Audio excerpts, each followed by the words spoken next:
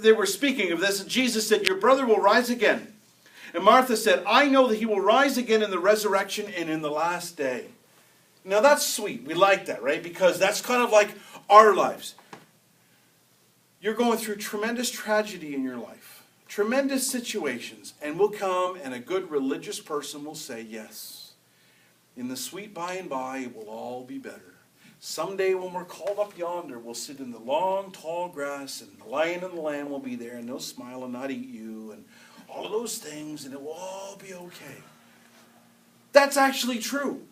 But we're looking for today. Are you kidding me? I don't care if 40 years from now, we're looking for today. Right? And so we see here, she said, you're right, Jesus. It will all be better, and he will be risen again. Because in the last, but she's speaking of in the last days.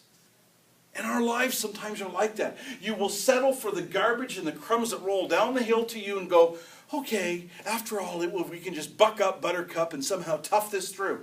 And I have to say, through the 20s and 30s and the 40s and, our family members, we can all think of tough stuff. Right? There's tough stuff now, but I'm talking like you're losing family members and stuff. I mean, when I had that little communion set out there, and it was, I was thinking back of the times of communion that those little cups were used. When people lost their families due to the plague and lost farms and lost everything that they had, and yet they still had communion with God and fellowship with Him. And I'm in awe about that. But the one comfort that people brought was that someday in the sweet by and by it will all be better. And that is true. But we're also looking for the sweet by and by today. Because Jesus said faith, hope, which you need, and love are the things for today. And the greatest is love. And so we're going to notice here, Jesus said to her, I am the resurrection. Because she's saying, well, it's someday. And Jesus said, I am the resurrection and the life. He who believes in me, though he will die, he will live. Jesus, in this context here, is talking about the fact that her brother was going to be risen from the dead, that he will live. You need to make that statement in your life. Oh, by the way, bad circumstance, he will live. Jesus is going to be big on the inside of me, and my circumstance is going to live. It is going to be solved. It is going to turn around. You've got to determine in yourself, because whatever you're believing for, you need to begin to start speaking that out of your mouth. And we know that it says, I am the resurrection and the life. He who believes in me, though he may die, he will live. Your believing needs to have some feet to it. You can't just say, well, I could say I believe in church. But if I don't buy into the whole program, I'm not going to change my life, right? The whole program of knowing Jesus and understanding why Jesus went to the cross and forgiveness and relationship. You could say, I believe in McDonald's, but if you never go in, you're always going to be hungry. So you've got to begin to put some feet to your believing and say, I'm going to do something about what I believe. Then it says, so she said to him, yes, Lord, I believe that you're the Christ, the Son of God, who's come into the world. And when she had said these things, she went away secretly and called Mary her sister, saying, the teacher has come and is calling for you. And as soon as she heard it, she arose quickly and came to him. And Jesus had not yet come into the town, but was in the place where Martha met him. Then the Jews who were with her in the house, and they were comforting her, when they saw Mary, they rose up quickly and went out and followed her, saying, she is going to the tomb to weep there. And then when Mary came there, Jesus saw them, and she fell down at his feet, saying to him, Lord, if you had only been here, my brother would not have died. Back to that. Lord, if you'd only been here, this wouldn't happen. Lord, if you'd only not wasted 2 extra days. I heard about the 2 days that you wasted. If you'd only been here, my brother wouldn't have died. Therefore, when Jesus saw her weeping, and the Jews came with her weeping, he groaned in the spirit and was troubled. And he said, where have you laid him? And they said to him, Lord, come and see. Jesus wept. And the Jews said, see now how much he loved him. And some of them said, could not this man have opened the eyes of the blind, also have kept this man from dying? And then Jesus, again groaning in himself, came to the tomb, and for he was in a cave, and a stone was against it. And Jesus said, take away the stone. And Martha and her sister, said, who was with her, said to him, Lord, this time there is much stench, for he has been dead 4 days. I want to stop there for just a second. If you're about to raise somebody from the dead, what does 4 days have to do with anything? If he was dead an hour, and I'm going to raise him from the dead, bonus. If you can do it in an hour, you can do it in 4 days. If you can do it in 4 days, you can do it in 3 weeks. I mean, come on, the punchline here is the fact is if you could raise somebody from the dead, who cares how long they've been there? I want you to think of your circumstance and go, oh, it's been too long. We're way longer than 4 days. It's been 4 years. It's been 40 years. I can't say 400 years because no one's lived that long. But my point is this, no matter how long something stinks, no matter how long something has been completely backwards, you can begin to say, wait a minute here. If that same Jesus that raised if that same God that raised Christ from the dead, if Jesus dwells on the inside of me, the Bible says He will quicken you. And your circumstance can be quickened in 2014 because you choose to believe. Don't focus on the 2-day delay. Don't focus on why it didn't happen as quick as you thought. Don't focus on what the crowd is saying. Oh, by the way, he stinks now. Oh, marriage has never worked. Divorce is king. Family members never come back. Divorce is king. Don't focus on what the world says. Don't focus on what the negative circumstances say. You know, oh, you get laid off from your job. You're not going to get a new job. Don't focus on those things. That's the world. That's the way they're programmed to do it. Jesus didn't listen to them, did He? He said, whoever believes, right? The good news about serving Jesus is this. It's not about doing all kinds of good things. You guys do good things, but I'm sorry to tell you, if you do good things and don't know Jesus in your heart, you don't go spend eternity with Jesus. Right? That's just the truth. The Bible says there's heaven to gain and hell to shun.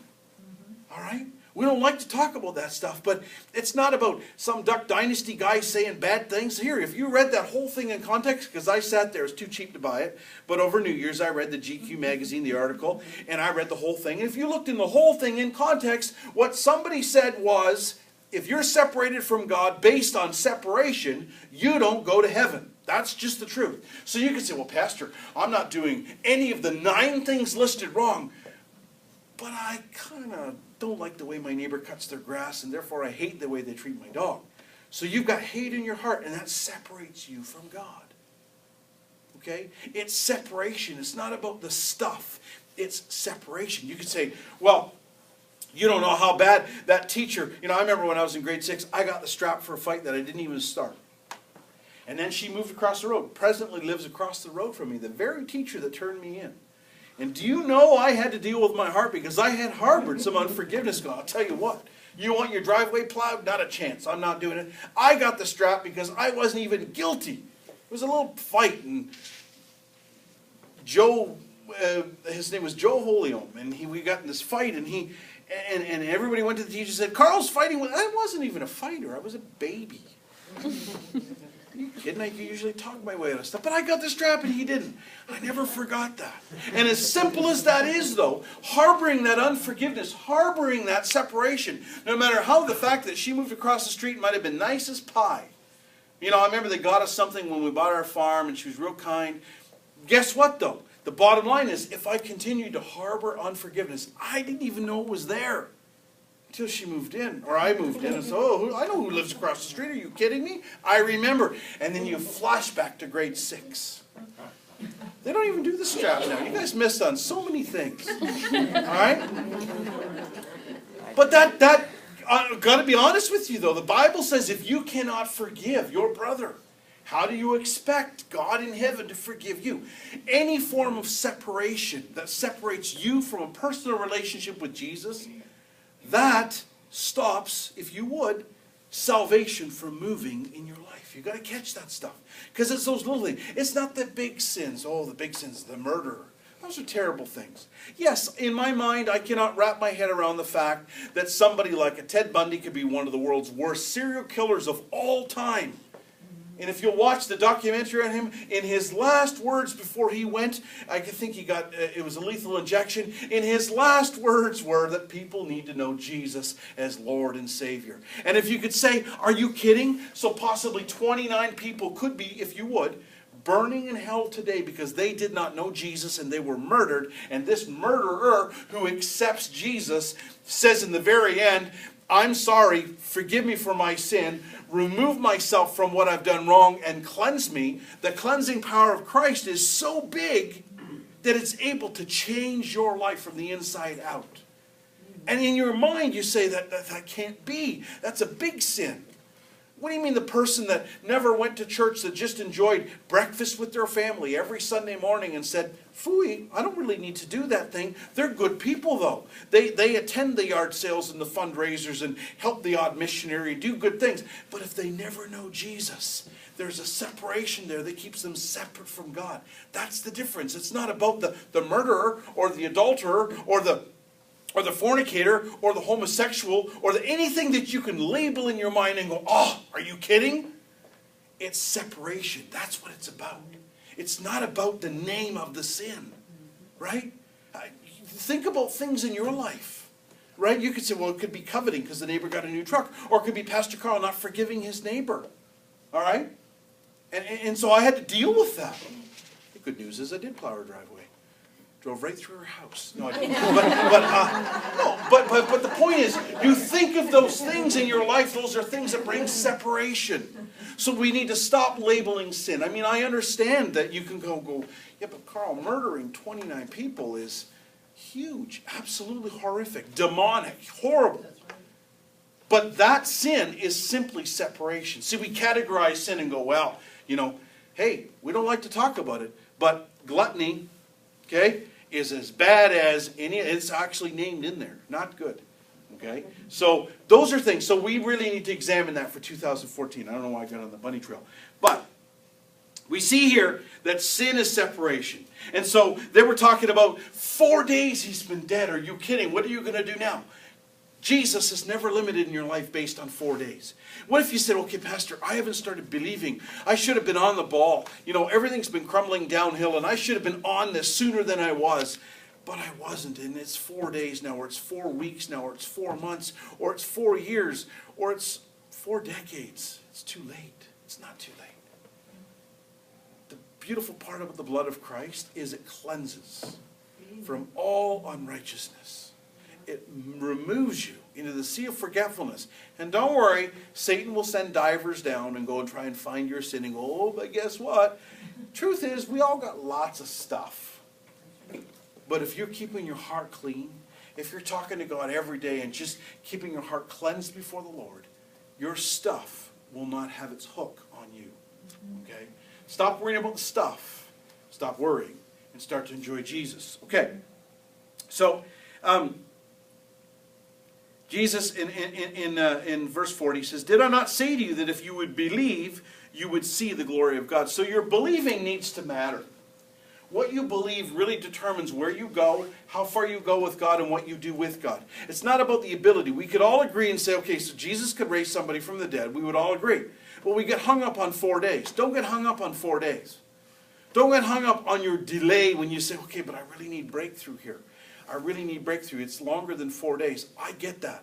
But you've got to begin to understand that Jesus said, did I not say to you, if you would believe, you would see the glory of God? The word glory there is the manifest presence of God. You need to see the manifestation of what you're believing for. Okay? The manifestation of what you're believing for. That's what you need to stay. Don't get caught up on the time frame. Just stay and keep speaking it out and believing it. So they took away the stone from where he was dead and laying, and Jesus lifted up his eyes and said, Father, I thank you that you heard me.